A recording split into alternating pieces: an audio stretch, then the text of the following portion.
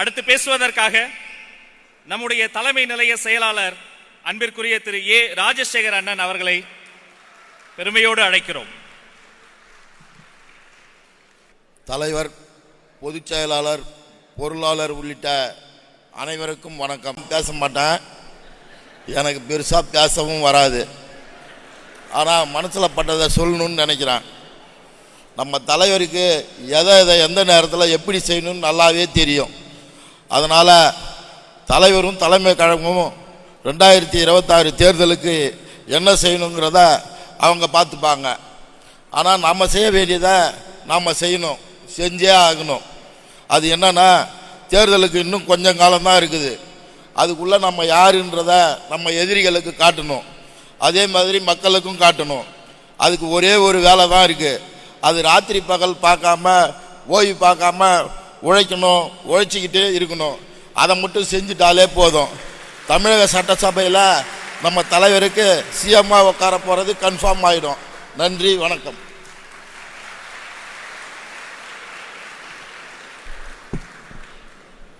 நன்றி அண்ணா, நீங்கள் சொன்னதை நாங்கள் நினைவிலும் நெஞ்சிலும் நிறுத்துவோம். அடுத்து இந்த மேடையில் பேசுவதற்காக நம்முடைய மதிப்பிற்குரிய துணை பொது செயலாளர் திரு CTR நிர்மல்குமார் அவர்களை அரங்கம் நிறைந்த கரவொலியோடு அன்போடு அழைக்கிறோம்.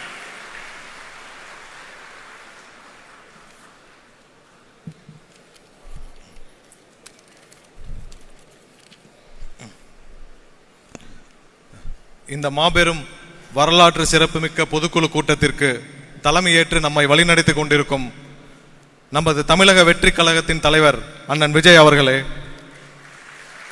பொதுச் செயலாளர் அண்ணன் ஆனந்த் அவர்களே, பொருளாளர் அண்ணன் வெங்கட்ராமன் அவர்களே, தேர்தல் மேலாண்மை பொதுச் செயலாளர் சகோதரர் ஆதவ் அர்ஜுன் அவர்களே, தலைமை நிலைய செயலாளர் அண்ணன் ராஜசேகர் அவர்களே, கொள்கை பரப்பு துணை செயலாளர் சகோதரி தகிரா அவர்களே, உறுப்பினர் சேர்க்கை பிரிவு செயலாளர் சகோதரி விஜயலட்சுமி அவர்களே, மற்றும் இங்கே வருகை புரிந்திருக்கும் அனைத்து மாவட்ட செயலாளர்கள் மற்றும் பொதுக்குழு உறுப்பினர்களுக்கு என்னுடைய வணக்கத்தை தெரிவித்துக் கொள்கிறேன்.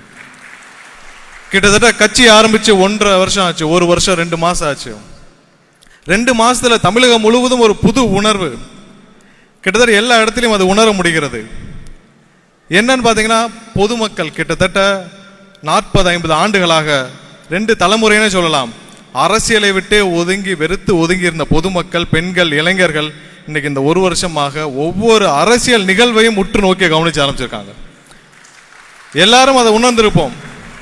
உங்க எல்லாத்தையும் கேட்டிருப்பாங்க. கட்சி ஆரம்பிச்ச முதல் நாள் முதல் ஒவ்வொரு நிகழ்ச்சியும், தமிழக வெற்றி கழகத்தின் ஒவ்வொரு நிகழ்ச்சியையும் பொதுமக்கள் உற்று நோக்கி கவனிச்சு உங்க எல்லாத்தையும் கேட்டுட்டே இருப்பாங்க.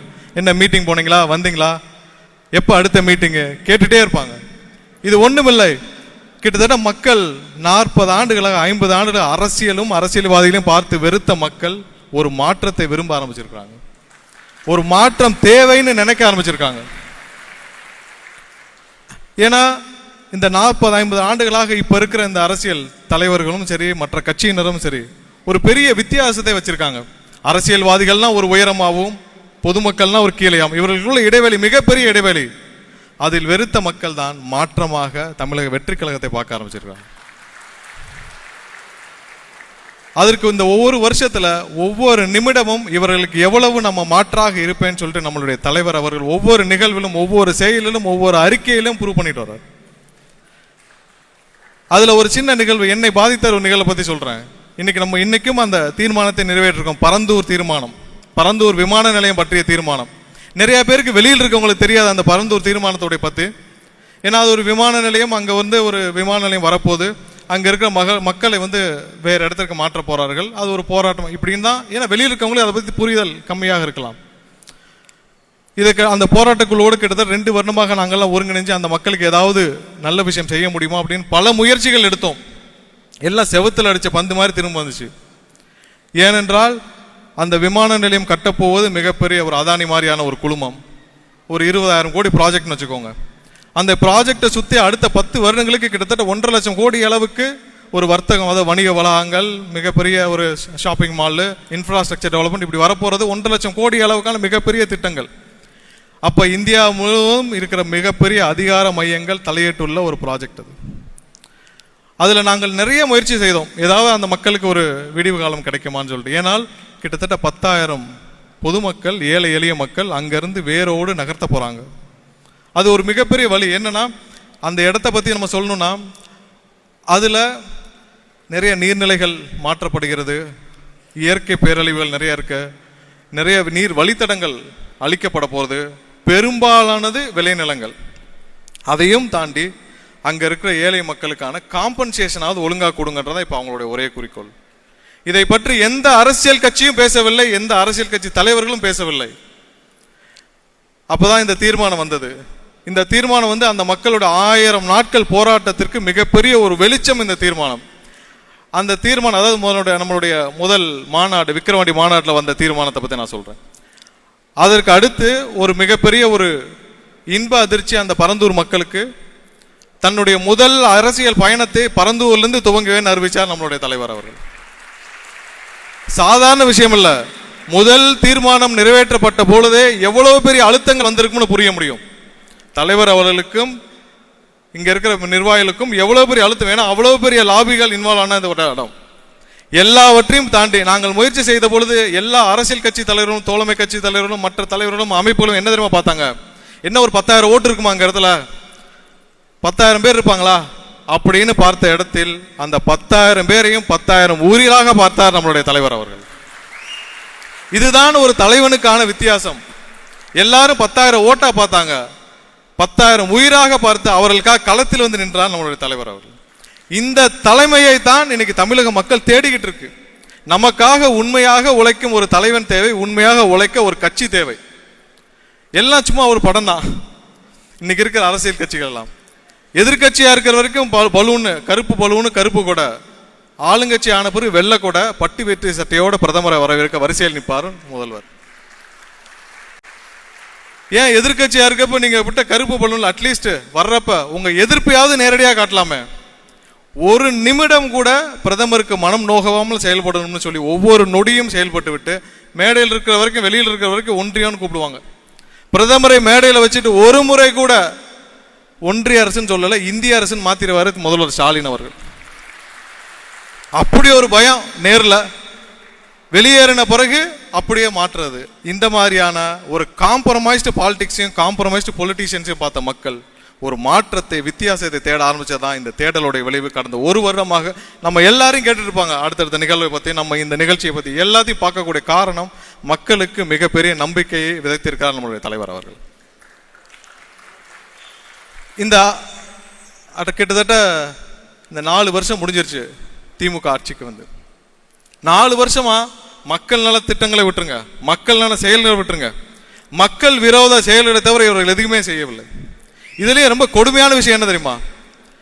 ஒரு அண்ணா நகர்ல ஒரு பாலியல் வன்கொடுமை, ஒரு குழந்தை பாலியல் வன்கொடுமை செய்யப்படுகிறார்.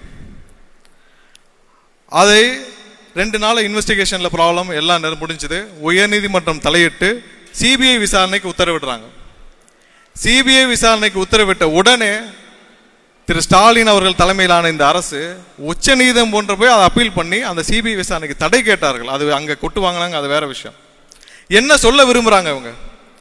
சிபிஐ விசாரணை நியாயமாக விசாரணை நடக்க வேண்டும் என்ற உயர்நீதிமன்றம் கொடுத்த உத்தரவை உடனே நிறுத்த வேண்டிய அவசரம் என்ன? இந்த அவசரம் வேற எதுல காட்டிருக்கீங்களா?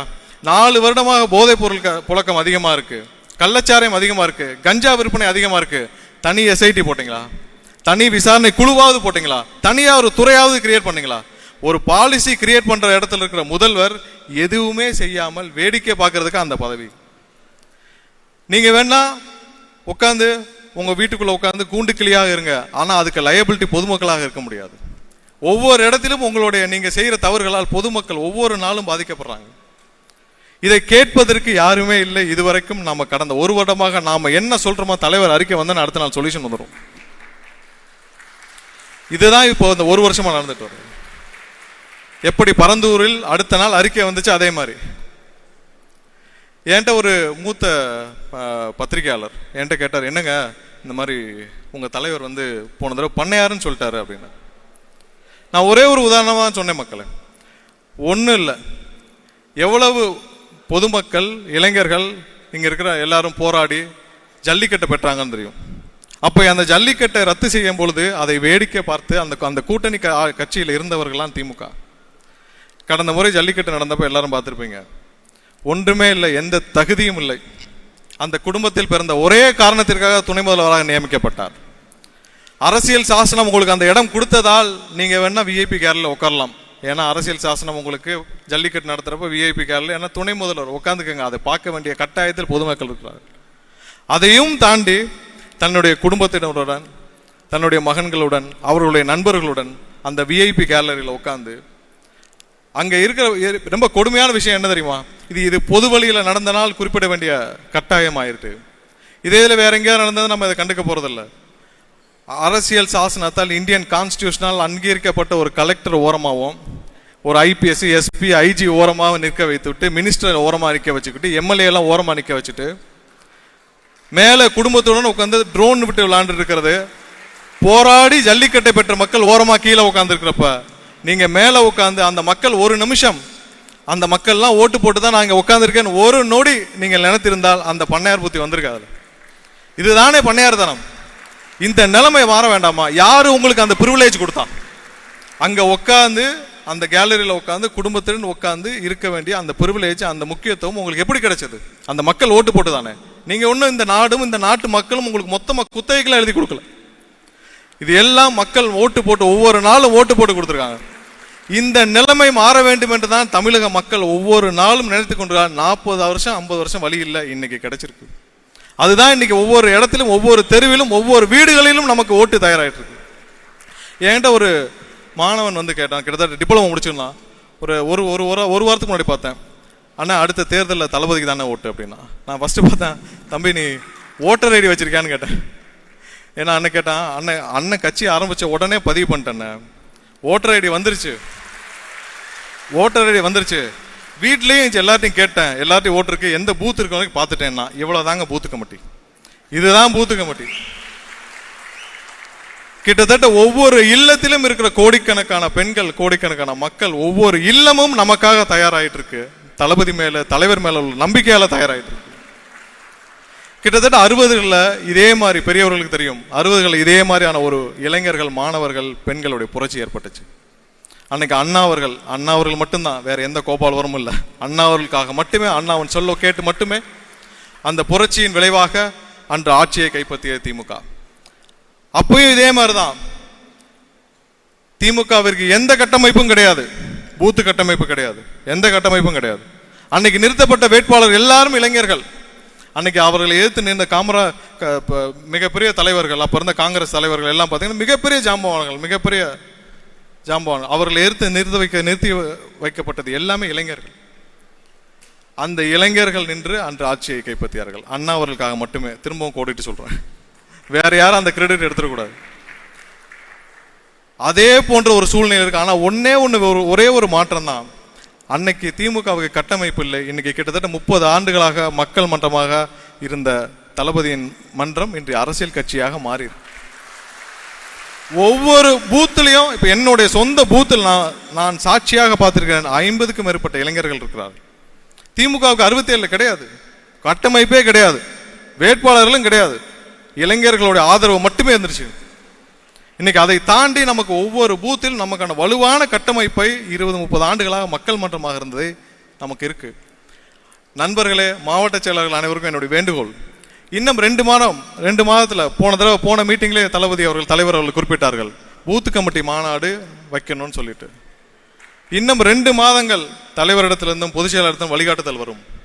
இன்னும் 2 மாதத்தில் அந்த வழிகாட்டுதல் 1% கூட காம்பன்சேட் பண்ணாம நம்ம உழைத்தால் கண்டிப்பாக இப்ப இருக்க அந்த சோ கால்டு பார்ட்டிகளோட மிகப்பெரிய கட்டமைப்பை நாம கொண்டு வர முடியும். 1% கூட காம்ப்ரமைஸ் பண்ணாதீங்க. அவர்களை விட உண்மையாக உறுதியாக உழைக்கக்கூடிய தொண்டர்களும் இளைஞர்களும் பெண்களும் இருக்கிறாங்க.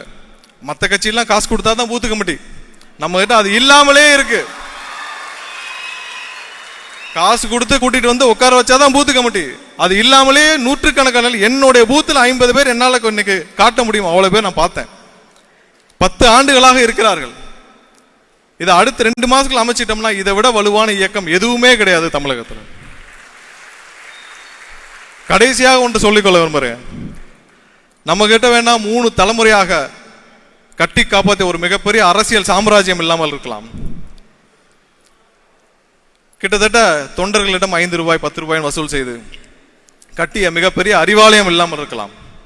ஆனால் ஒன்னே ஒன்று, எவ்வளவு பெரிய இக்கட்டான சூழ்நிலை வந்தாலும், பரந்தூர் மாதிரி எவ்வளவு பெரிய எதிர்ப்பு வந்தாலும், எவ்வளவு பெரிய இக்கட்டான சூழ்நிலை வந்தாலும், எவ்வளவு பெரிய நெருக்கடி வந்தாலும் எல்லாவற்றையும் எதிர்த்து மக்களுக்காக நிற்பென்ற தலைவர் இருக்கிறார். அதற்கு ஒரு படி மேலே போய் இந்த தலைவர் தான் தமிழகத்தை காக்க முடியும், தமிழகத்தில் மாற்றத்தை கொண்டு வர முடியும், தமிழகத்தில் இன்னைக்கு மக்களுக்கு அடுத்த ஒரு உழைக்கக்கூடிய ஒரு உண்மையான கட்சியை கொடுக்க முடியும் என்று நம்புற மக்கள், கோடிக்கணக்கான மக்கள் இருக்கிறார்கள். இது ரெண்டு போதும். அடுத்த ஒரு வருடம் நமக்கு கடினமான நாட்கள், கடினமாக உழைக்க வேண்டியிருக்கும். அதை நாம் நம்மளுடைய வேலையை சிறம்பட செஞ்சிட்டாலே போதும். பொதுமக்கள் ஒவ்வொரு இல்லத்திலும் தயாராக இருக்கிறார்கள். நம்மளுடைய வேலையை சரியா செஞ்சிட்டாலே போதும். அடுத்த வருடம் இதே நேரத்தில், கிட்டத்தட்ட இதே சூழ்நிலையில மாண்புமிகு தமிழக முதல்வராக நமது தளபதி அவர்கள், திரும்ப சொல்வா, மாண்புமிகு தமிழக முதல்வராக தளபதி விஜய் அவர்கள் பொறுப்பேற்கும் வரை, உலகெங்கும் இது ஒலிக்கும் வரை இடைவிடாது உழைப்போம். வெற்றி நிச்சயம், வெற்றி நமதே. இந்த வரலாற்று சிறப்புமிக்க பொதுக்குழு கூட்டத்திற்கு எனக்கு இந்த வாய்ப்பை அளித்த அனைவருக்கும் என்னுடைய நன்றி தெரிவித்துக் கொண்டு, தலைவருக்கு என்னுடைய நன்றி தெரிவித்துக் கொண்டு விடைபெறுகிறேன். நன்றி, வணக்கம். நன்றி அண்ணா.